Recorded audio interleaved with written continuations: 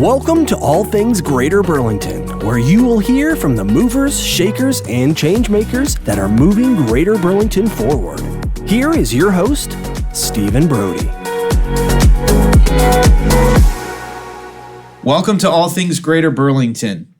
Kiwanis is a global organization of volunteers dedicated to improving the world one child and one community at a time. As such, Kiwanis clubs focuses on changing the world by serving children one child and one community at a time. We are very blessed to have in our Greater Burlington area a Kiwanis that has been around for 100 years. Certainly something to celebrate. And here to talk about the Kiwanis chapter is Tony Hazell, President, and Austin Schwartz, Sergeant-at-Arms, and the President-elect. Gentlemen, thank you so much for coming in today. Thanks for having us. Yeah, thank you for having us. First of all, congratulations on 100 years. That is a tremendous achievement and accomplishment for stability and durability of anything, let alone a nonprofit organization. Yeah, I mean, I can't take credit for all those years or anything like that, or even, but just 80 of it, right? Yeah, not even that. But it's but the fraction of that I have been a part of has been very fun and exciting, and we've done a lot of things that I'm proud of, that and I think the club is proud of as well. So yeah, gentlemen, what attracted you to be a part of Kiwanis? Obviously, there are other service clubs in the area. Anything in particular that drew you to wanting to be in Kiwanis? My thing, when I moved back, I moved back here from Bloomington, Illinois, in 2016, and I wanted to be a part of a service organization, and so I kind of made the rounds and went to a Rotary meeting, went to a Kiwanis meeting, and a couple of meetings, and Kiwanis just seemed to be the one that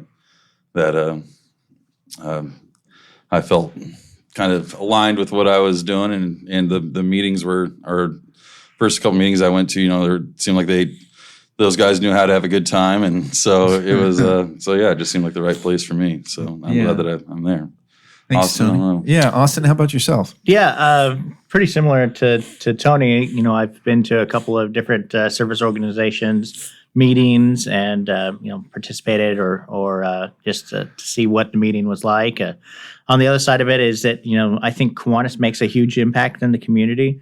You know about the Pancake Breakfast, about the Kiwanis Santa, so I think there is that side of it is kind of well known to me.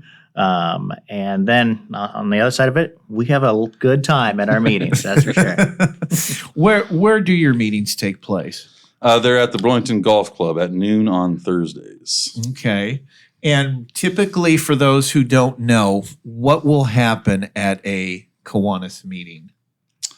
Well, typically, we've got some kind of a house agenda items that we kind of start the meeting off with, and talk about things that are going on within our club a little briefly, and then the real fun begins when Austin, who's, as you noted earlier, is our Sergeant-at-Arms, and he goes around. We kind of he does a good job kind of jabbing people a little bit, and collecting. And then at that time is when he dishes out fines, and we have a lot of fun with that. And then that seems to be like a rite of, I don't know if it's a rite of passage or it's something, but like the fines seem to be the fun parts of the meetings. Oh yeah, absolutely. Maybe not to the person who gets fined though. It's a double-edged sword. Yeah. You're getting fined typically because you've done something in the community that is worth bragging about, and I'm just giving you the opportunity to bring it up a little bit. Okay. So you get a fine for being in the paper. There's some rules of order that you get fined for as well. If you don't have your name tag with you, it's kind of basic things there. Yeah. And then,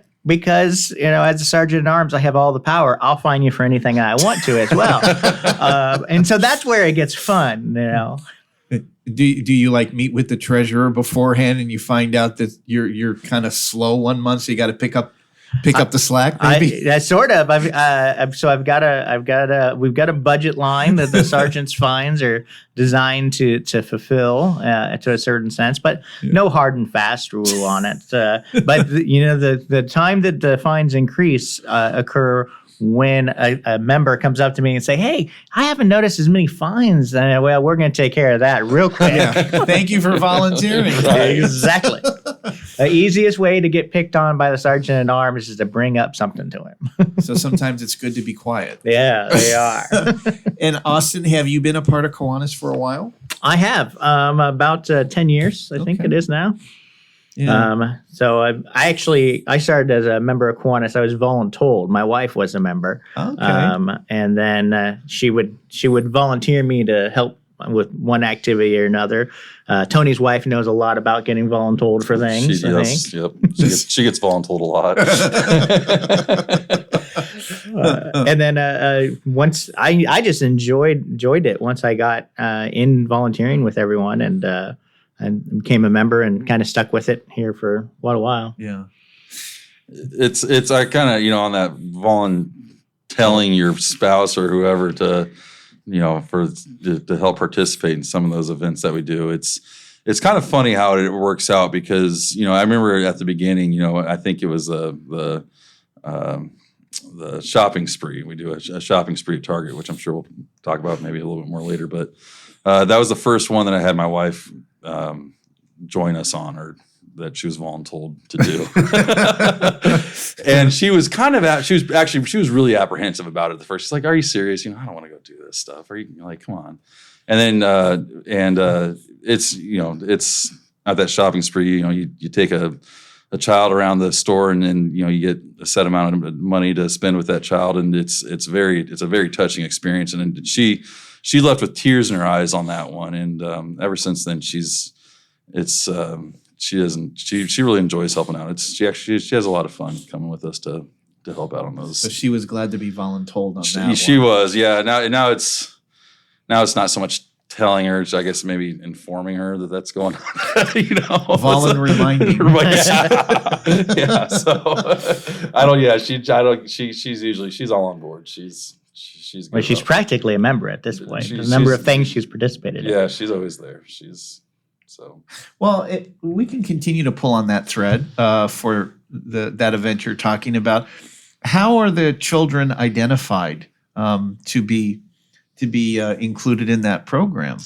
So we reach out to the counselors in the area, the school counselors, and then they kind of identify who would be good candidates for that program. Mm-hmm. And then and then from there, Lois Blythe, who she kind of helps, facilitates all that within our club and communicates to those counselors, and then from there, they get their families get invitations, and then we either arrange to pick them up or have them dropped off at Target there at this year. What time do we get there? 6 a.m. usually. 6 in the morning, and we get there before the normal hours of business there, so we can kind of have the store to ourselves. And yeah, I was going to say, is the store open just for you at that time? Yep. Okay. Yep. So usually when we're wrapping up, then customers are starting to kind of make their way in, and Yeah. so but it's kind of nice we serve. We have a little breakfast spread for them. So we get there and hang out for a minute, and then the fun begins, and then at the end of it, and so we all of our members get there, most of them anyways, and grab a child, and we walk with them and spend the money that's given to them to spend, and it's really interesting because I think about if you hand my kid $50 or $60, he's going to go straight to the toy aisle. But a lot of these kids that you give that money to, they're looking for necessities, which I think is what really makes it a heartfelt, program. Yeah. Because when you're shopping with these kids, they're not.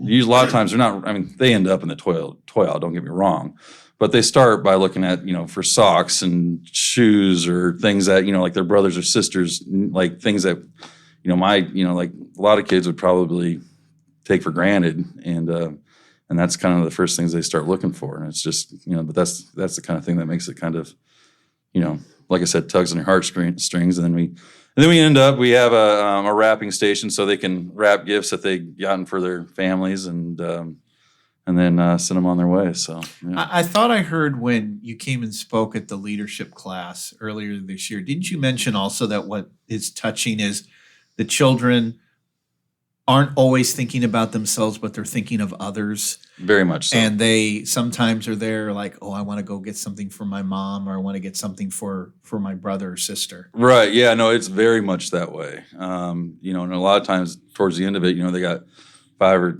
$10 left, and you're like, you know, you can. It's okay. You can get something for yourself if you want to. You know, so it's a lot of fun. Yeah. And Austin, where does the funding for that come from? Is that something that is raised during the year? Is it budgeted? Or do you get it through grants? So it's budgeted. It's a budgeted item as part of our Kiwanis budget. You know, part of that is raised at the meetings. Okay. You know, for example, we'll go around the meeting and say, we decided to bring in extra children that we hadn't accounted for.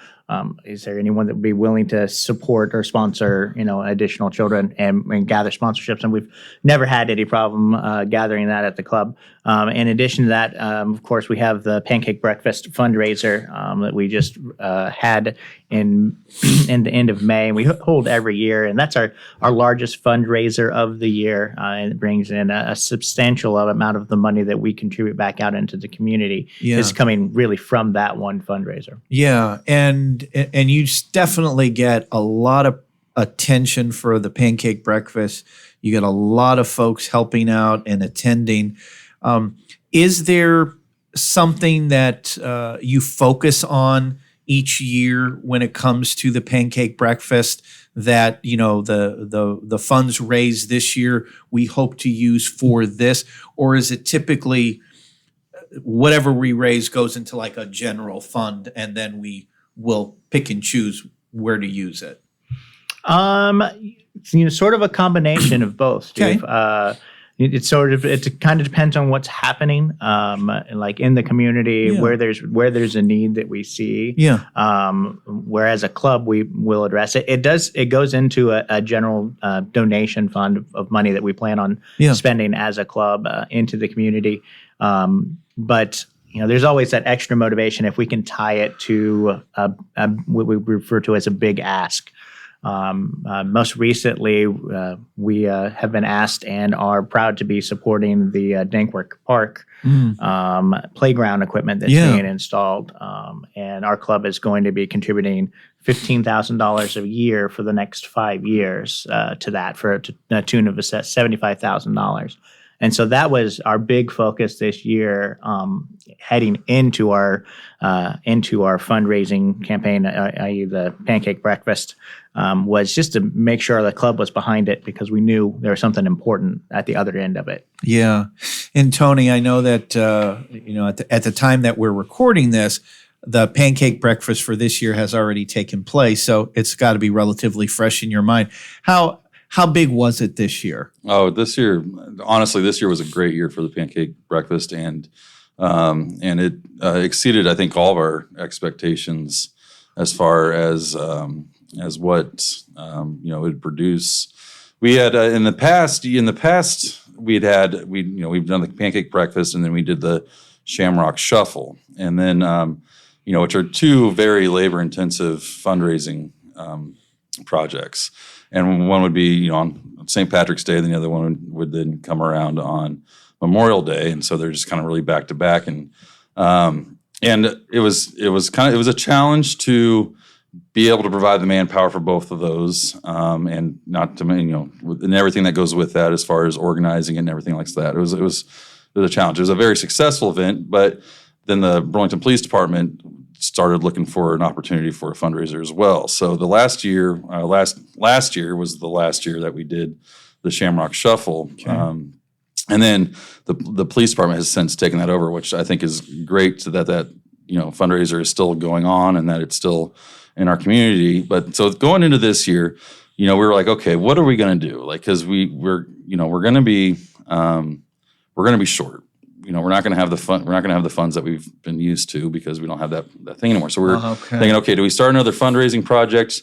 And that's really what at the beginning of the year, what we had kind of set out to do was to start another fundraising project. And then, you know, then there's talks amongst in the club. Dennis Wilson in particular was like, we're good at the Pancake Breakfast. Let's just focus on that and just make it better than what it is. And we basically doubled the fundraising we got from it this year than the years past. Congratulations. We ended up bringing in about $60,000 this year for the Pancake Breakfast, which we were. And you were doing 30 previously? Yeah, give or take. A little over, but my gosh. Yeah, so it was really.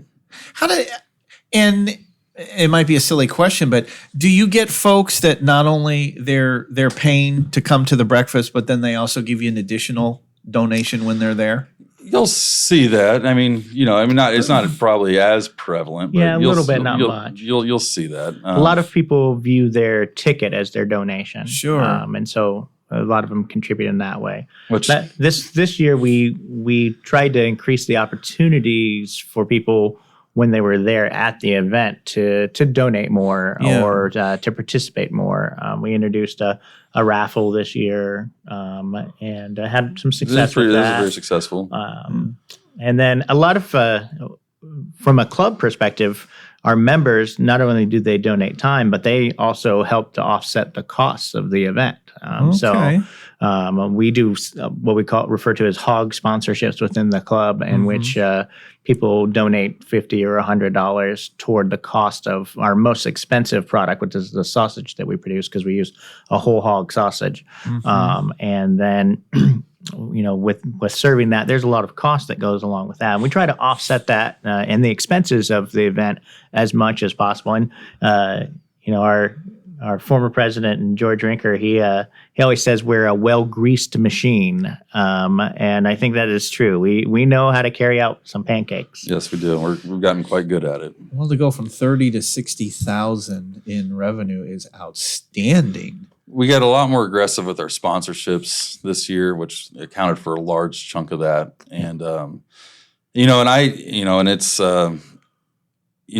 Mark Denny came to one of our meetings and he, was talking about how generous our community is. And I think that is a very true statement that is easily lost on a lot of people, but we do live in a very generous community that, if there's a need, you don't have to go too far to try to find somebody to help you get where you're needing to go. Does Kiwanis, do you guys do park shelters as well in the area? Because I know that there's other communities where you'll find that, Kiwanis will have sponsored or they'll have a shelter in a park. Does that go on here as well or not? I'd say the answer to that would be no, but it's kind of one of those things too where, for some reason that there was a need for that. I don't know that we would be opposed to discussing that need. But that, that's just kind of where it boils down to. The Dankworth Park project is a good example of that. There was a need that was identified and we're happy to get on board. And it's that one was an interesting one too, because, with a lot of those big ask projects, there's, I can think of some other big ones in recent history. There was the pool bubble, which ended up not working out, but and then there was the bridges. At the time it was Bridges Out of Poverty, but now it's just Bridges. And those are ones that we're going to donate a lot to. Of course, the pool we ended up not doing it because it fell through for one reason or another. But but usually my point is usually when it comes to those asks, usually there's some.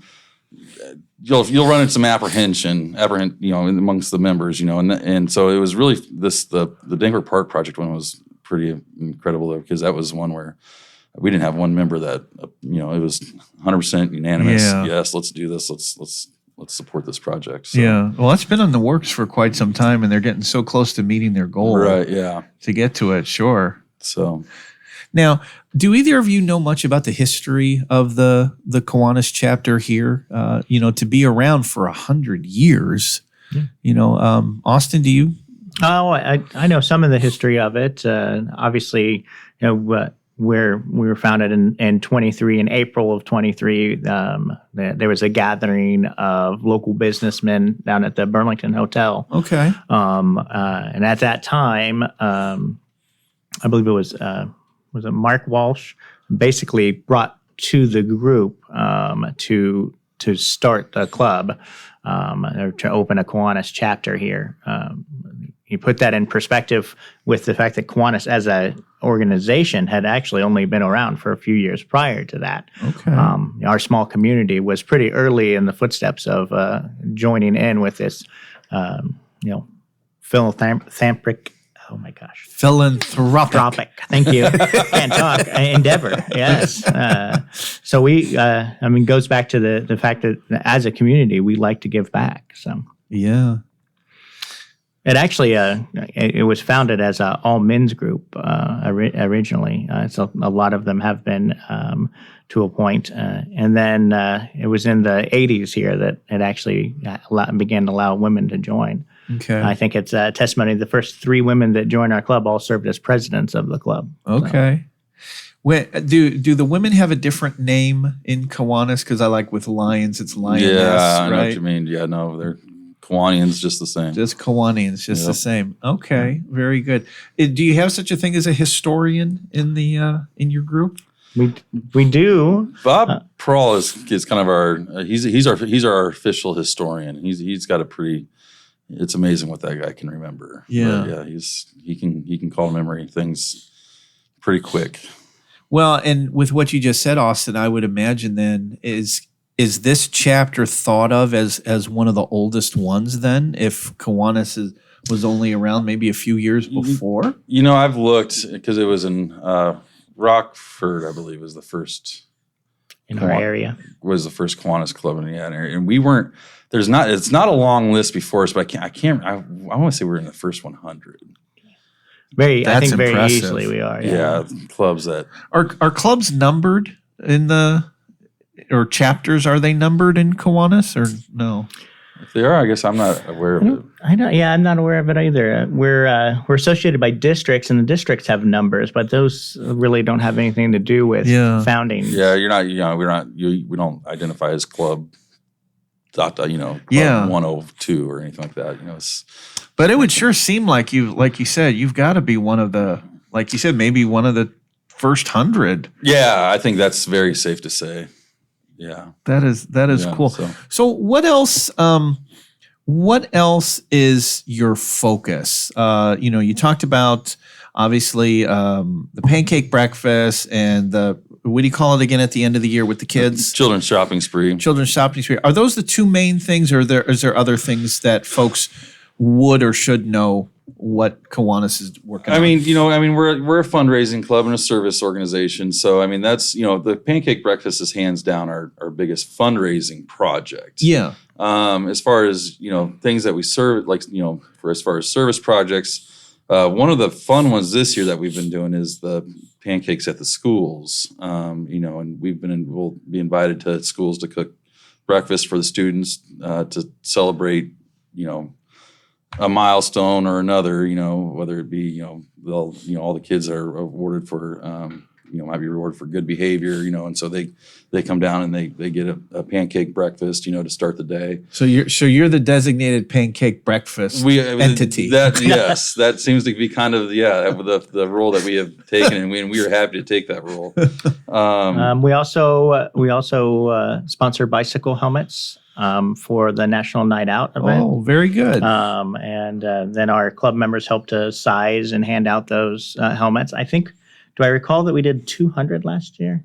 Yes, and then we're going to take that up increase that. Yeah. I can't remember the exact number now, but I I think can't it's either. 300 or. What time of year does that happen? It's coming up right around the corner in August, I believe. Okay, so of August of each year is typically when that August each year, happens. Okay, very good. And do you partner with like one of the local bike companies in town or the police department to do stuff like that? Bickles is where between the Bickles and the police department is who we. The police department is the organization that puts together a National Night Out in our community. Yeah. And then we partner with Bickles for the bicycle helmets. And I believe they do a bicycle, like Tune-up. safety and tune-up Tune-up, test. Yeah. Yeah.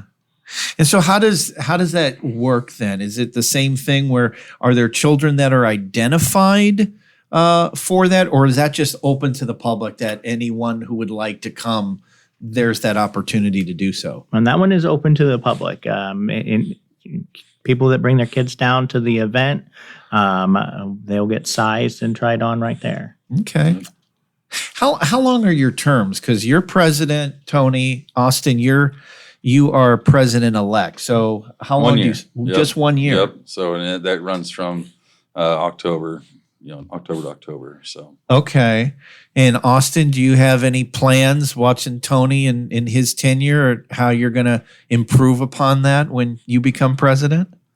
That's a good question.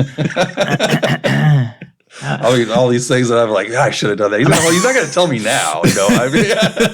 I'm going to learn the words the Pledge of Allegiance better than Tony does. There was a meeting where I got up and I might have fumbled. It wasn't the actual Pledge of Allegiance. It was leading up to the Pledge of Allegiance. Yeah. Anyways, yeah. Yeah. Let's see. Besides that, I know Tony has done a great job. It's been a very active year as a club this year. We've had a lot of excitement with it being the 100th year. Of course, that's big. But as a club, we've got a lot of good energy behind it. We're growing as a club. We've got lots of new members that have been joining this year, which is great. Unfortunately, service clubs on a national level have seen a downturn in membership. That seems to be the case across the board. Oh, It yes. doesn't matter whether it's service clubs, organizations, you name it. Yeah, and it's definitely been. But this year we're actually trending up compared to what we've been at. So it's great. Tony's done a good job. Yeah. He picked a really good sergeant at arms. So that's been good. That helps me out a lot. So cash flow's healthy. Yeah. Get those fines Well, coming and in. it's just it's one of those deals too where and obviously things a lot of really cool things have happened this year that I can't take credit for, but the club certainly can. And and it's for me personally, as my role as president within the club, I think the thing that's that really kind of that I've noticed is just that within the club is just, it's got a very big family atmosphere. Like nobody's going to let anybody fail type situation. And, and if everybody's extremely willing to step up and pitch in and do whatever it takes to get the job done. And that's to me, that's pretty cool. And feels good to be a part of that. We said before we got started that your celebration is going to be coming up in September. We're not sure exactly when this is going to air. It might be right around that time. Do you have any specific plans on how you're going to commemorate the 100th? It'll be a celebration. It'll be held out at Spirit Hollow Golf Course, and so we're still kind of ironing out the details of that event. But it'll be a night to kind of just sit back, celebrate, and appreciate the past 100 years of our club and the things that we've accomplished, and I think we'll all have a really good time. So right. Anything to talk about that you're looking forward to maybe in 2024? I don't know, maybe if it's premature to already be thinking about that, but other than, of course, the same things that you do each year, I would imagine that you're just going to work on making those better each year. But is there such a thing as a long range thing that you're looking out to? I don't know if I can speak for Austin on this one as far as what he's got planned for 2024, but the way I guess I see it, I could see us probably, this, like I was kind of talking about, like, the pancakes that we've been serving at the schools, I could see that probably growing. Mm-hmm. That seems to have caught some traction. Of course, the pancake breakfast, but I think, that's, I think what it is just making sure that we're doing the best we can to fundraise to get the money to, give to the programs that need it, and then just keep being a well-greased machine. Yeah. We've got so Kiwanis as a international body has a couple of fundraising events or goals that they work with, including the Kiwanis Neurological Research Fund. And that's something that, as a club, we've expressed an interest in perhaps being a little bit more active in supporting. So in 2024, perhaps that's where we make that next big move for us as a club. And we've actually had some conversations with club members about creating a fundraiser around that. So I'm hoping that you've made contact maybe with Kiwanis International, or that somehow for 100 years you get something special. Like you're going to get some sort of a plaque or something that you can hang up, something that shows that you're a century organization. If that does happen, it's going to be a surprise to me at least, I think. Are you aware of anything coming from Kiwanis International? I'm not aware. I'm sure that they've I'm planting because we're not the only club that's gone through 100 years. They actually have a district and national convention for Kiwanis, and they recognize the clubs there as they reach 100 years. Yeah. And the clubs have the opportunity to sort of present themselves. If you ever come, you should come down to a meeting, Steve, for Kiwanis, Thursdays at noon, as Tony mentioned. Okay. And you'll see we actually have banners that are hanging for different things that we get recognized for from the Kiwanis International. Yeah. And I suspect that we'll get something to stitch onto a banner. I think it's only right. Right, yeah, no kidding. So, well, wonderful. Well, gentlemen, thank you again for coming in today and talking about Kiwanis and letting folks know that your focus and everything that's going on. And we wish you continued success and certainly another 100 years of important contribution to the greater Burlington community. absolutely. Thanks, Steve. Appreciate you having us, Steve. Yes, thank you, Tony and Austin. And thank you so much for listening. Don't forget to like and subscribe on whichever platform you're listening to us on, and give us a call at the Greater Burlington Partnership to let us know of any other guests that you would like to hear us interview. Thanks again for listening. We'll see you next time on All Things Greater Burlington.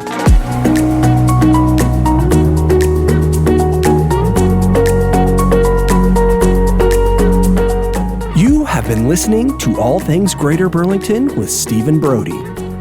Be sure to hit the subscribe button to catch all new episodes. To learn more about All Things Greater Burlington, visit greaterburlington.com/ATGB.